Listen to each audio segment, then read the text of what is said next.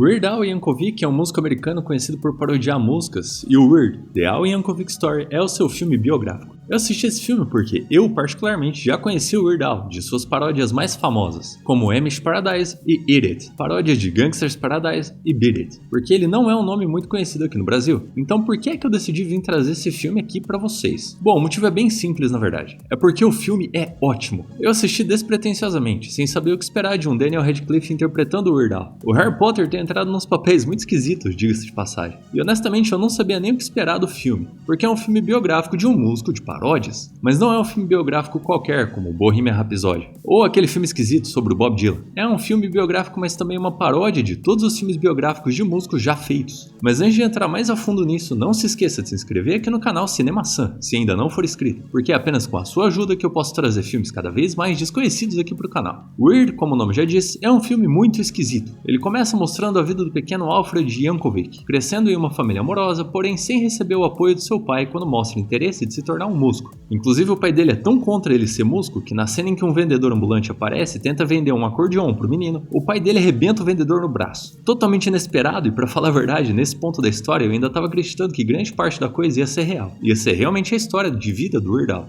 Mas é claro que eu tava enganado. Depois da sua mãe decidir comprar o acordeon pro pequeno Al, ele passa a estudar o instrumento sempre que pode, escondido do seu pai, obviamente. O tempo passa e quando adolescente ele vai escondido a uma festa de um pessoal do colégio. E era uma festa polka, de música polka. Nesse momento eu, que não tinha lido a sinopse nem sabia nada sobre o filme, não estava entendendo por que é que ele estava numa festa polka e agindo como se isso fosse uma coisa normal. Como se todo mundo fosse a festas polkas no colégio. Quem é que faz festa polka? Mas aí alguém aparece com o acordeon e ele toca uma música muito bem. Fica orgulhoso de si mesmo, enquanto é aclamado pelos amigos. Mas logo depois a polícia aparece para acabar com a festa. Tudo muito do nada, bem maluco e inesperado. A polícia leva o Al para casa e diz pros pais que pegaram ele numa festa polka tocando acordeon. E nesse momento eu percebi que esse filme ia extrapolar o nonsense até as últimas consequências. Ele vai muito mais além do que qualquer filme biográfico que você imaginar. Realmente imprevisível. Então o pai de Al dá uma bronca nele e logo em seguida arrebenta seu acordeon no chão. E depois da discussão, temos mais uma passagem de tempo e Daniel Radcliffe aparece no filme, porque até então os atores que estavam interpretando o Al eram outros dois atores. Um Weird Al criança e um Weird Al adolescente. E não é por nada não, mas os dois atores anteriores interpretam muito melhor. São atores muito mais competentes do que o Harry Potter.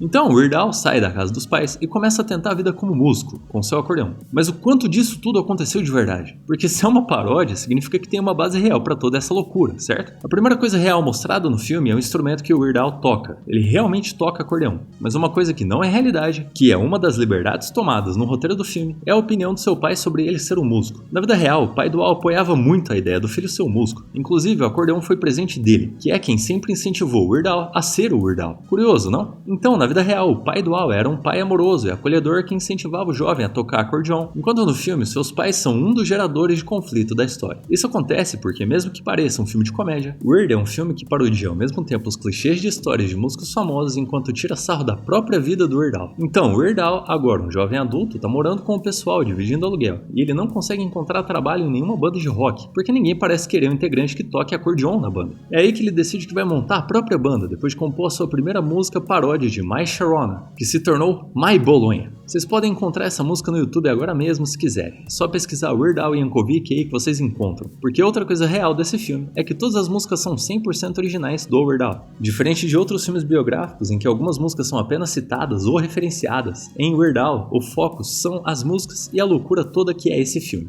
Logo depois dos seus colegas de quarto ficarem entusiasmados com a música, eles decidem gravar uma fita e mandar para um programa de rádio famoso, o que, é claro, transforma o Weird Al num sucesso instantâneo. Porque o filme não liga para a realidade, o compromisso aqui é com a comédia. Depois do sucesso na rádio local, Al vai até uma gravadora com a sua paródia gravada em fita. E aqui vai uma curiosidade interessante. O próprio Weird Al é quem interpreta um dos empresários do ramo, que dizem para ele que o tipo de coisa que ele está fazendo é totalmente inútil, sem propósito, que paródias não são comercialmente rentáveis e que ele devia, antes de qualquer coisa, se apresentar em um lugar físico para uma plateia de verdade. E é claro que é isso que ele faz em seguida, se apresentando para um público meio perigoso em um rock bar de motoqueiros. Ele começa meio mal, tocando uma paródia de I Love Rock and Roll relacionada a sorvete, e quando seus colegas de quarto veem que ele precisa de ajuda, todos eles sobem no palco e de maneira totalmente inesperada, cada um sabe tocar um instrumento. É claro que o bar vai à loucura e todo mundo fica feliz com a música. E uma das melhores falas do filme é quando o Weird, espantado, fala para um de seus colegas de quarto: "Eu não sabia que vocês tocavam." E ele responde: "Não parecia uma informação relevante até esse momento." Então o motivo pelo qual eles sabiam tocar era porque eles precisavam saber tocar naquela cena, entendeu?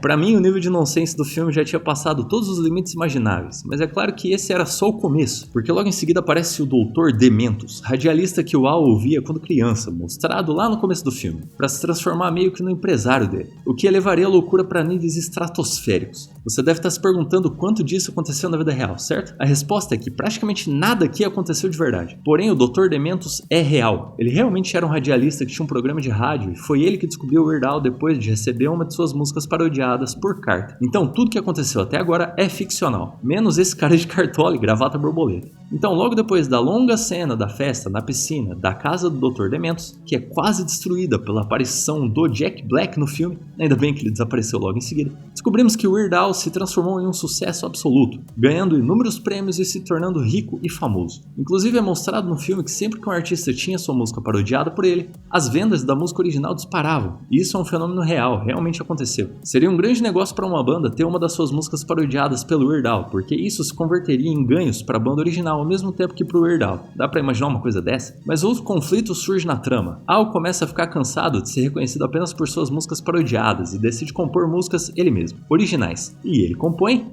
Eat It, a paródia de Beat It, do Michael Jackson, que o filme faz parecer que na verdade era uma música original do Weird Al e que foi o Michael Jackson que fez uma paródia com a música dele, sendo o Michael Jackson o parodiador e não o parodiado. Nessa parte do filme o negócio extrapolou de tal forma que eu não sabia mais o que pensar. Realmente o filme vai subindo o nível de loucura exponencialmente, nunca para de aumentar a falta de sentido. Então, depois de ficar famoso por Eat It, sua música original, entre muitas aspas, a Madonna entra no filme. Sim, a Madonna, que teria tipo um relacionamento amoroso com o Weird Al, para convencer ele a fazer uma paródia de Like a Virgin, na época. Você quer saber se realmente o Weird Al teve esse relacionamento amoroso com a Madonna? Eu conto daqui a pouco. Depois de uma sequência em que mostra o Al e a Madonna ficando cada vez mais próximos, ele entra no clássico momento nesse tipo de filme em que a fama sobe a cabeça e o artista passa a abusar de substâncias tóxicas e até um comportamento abusivo e violento. Tudo isso sendo mal influenciado pela Madonna. Mas não se preocupem, essa parte é 100% liberdade criativa do filme. Weird Al Yankovic não usa drogas, não bebe e nunca teve um comportamento violento ou agressivo com relação aos membros da sua banda. Ele na verdade é uma pessoa muito regrada, que evita até mesmo xingar em entrevistas. Mas no filme é claro que usaram isso tanto para gerar conflito e deixar a história mais interessante, quanto para satirizar esse clássico momento em filmes biográficos de músicos famosos que sempre acontece. Depois de sofrer um acidente momentos antes do primeiro show da sua turnê esgotada, ele finalmente escreve a paródia de Like a Virgin e apresenta ela no show,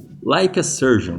Uma porcaria. Madonna finalmente consegue o que ela queria e quando foi pra cantar a próxima música, Eat It, Al não veste a sua jaqueta vermelha e é preso por se expor enquanto bebia em público. Eu não sei se vocês sabem, mas nos Estados Unidos é proibido beber em público. Você não pode tomar uma lata de cerveja enquanto anda pela calçada a pé, por exemplo, porque isso é ilegal. Ele vai preso, paga a fiança e na cena seguinte em que ele e a Madonna conversam num diner à noite, parece que a história vai tomar um rumo mais dramático e interessante. Mas é aí que a Madonna é sequestrada por Pablo Escobar. O Weird Al bate nos sequestradores e decide tentar salvar Madonna, viajando até a Colômbia e destruindo o cartel de drogas do Escobar. Vocês entenderam o que eu acabei de falar aqui, certo? Eu sei que é difícil de acreditar, mas eu vou repetir. Pablo Escobar sequestra a Madonna porque queria ver uma apresentação do Weird Al e ele estava se recusando a se apresentar para ele. Pablo Escobar tá no filme biográfico do Weird Al sequestrando a Madonna. E você sabe qual é a parte mais surpreendente disso? Acontece que Pablo Escobar realmente tinha planos de sequestrar o Michael Jackson na mesma época em que o filme se passa. Então, por mais que seja uma extrapolação do filme, podia ter acontecido. Porque se podia ter acontecido com Michael Jackson, por que não com o Weird Al Yankovic ou com a Madonna? Depois do Weird Al matar o Pablo Escobar, a Madonna decide ficar lá e gerenciar os negócios dele. Ela decide ficar na Colômbia e gerenciar os negócios do falecido Pablo Escobar. E é isso que ela faz, sem o Weird Al, porque ele se recusa, é claro. E depois disso, de volta aos Estados Unidos e agora sem a Madonna, ele decide voltar para casa dos pais e trabalhar na fábrica, onde acontece a reconciliação no filme e o Weird Al finalmente descobre a verdade. Finalmente ele descobre por que o seu pai era tão contra ele tocar acordeão. E é nessa mesma história que ele também descobre que seu pai cresceu como Amish até os 16 anos de idade. É quando a letra de Amish Paradise vem à tona, escrita por seu pai depois de ser banido da vida Amish lá aos 16 anos de idade. E no filme é claro que é uma letra original, mas na vida real, não. É uma paródia de Gangsta's Paradise. Weird Al então apresenta Amish Paradise em uma premiação musical. Vence o primeiro colocado, mas quando está agradecendo o prêmio, é assassinado por um capanga da Madonna que agora é a líder do cartel colombiano. O quanto isso é real? Bom, eu vou deixar você decidir o quanto disso aconteceu ou não. O filme termina com a Madonna indo visitar o túmulo do Weird Al, que diga-se de passagem ainda está vivo na vida real. E uma mão sai do túmulo e agarra ela, encerrando o filme com chave de ouro. E para você que deve estar se perguntando se o Weird Al e a Madonna realmente tiveram um envolvimento amoroso na época em que ele fazia sucesso, é claro que não. Na verdade, ele e a Madonna nunca sequer se conheceram. Então a Madonna ter sido sequestrada pelo Pablo Escobar podia ter acontecido mais do que o envolvimento dela com o Weird Al.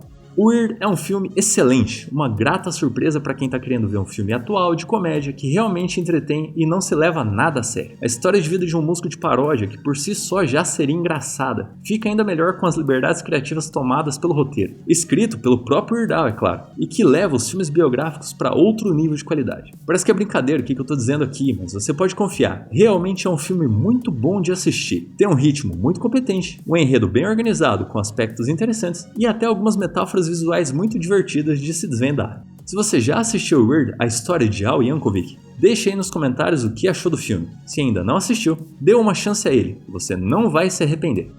Muito obrigado por assistir até aqui e até o próximo vídeo.